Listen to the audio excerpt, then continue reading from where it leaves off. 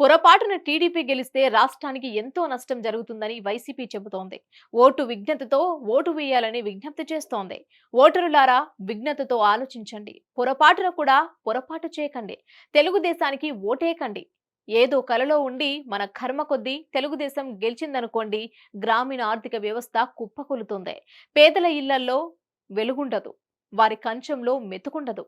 ఆయనకు మట్టన్నా, మట్టితో సంబంధం ఉండే వ్యవసాయం, ఇతర గ్రామీణ వృత్తులన్నా అసహ్యం. అందుకే ఆయన పాలనలో వ్యవసాయం కూనరిల్లుతుంది. ఉచిత విద్యుత్ వంటివి కూడా ఆయనకు ఇష్టం ఉండదు అని వైసీపీ శ్రేణులు ఆవేదన వ్యక్తం చేస్తున్నారు.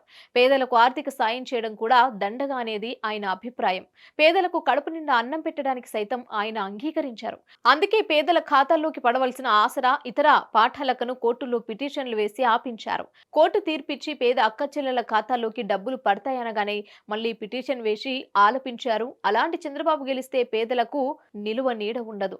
అన్ని తన వాళ్లకు దోషిపెట్టడం తప్ప ఇంకేం ఉండదు అని వారు ఆరోపిస్తున్నారు. ఎవరికి ఏమి ఇవ్వక్కర్లేదు అనేది ఆయన పాలసీ.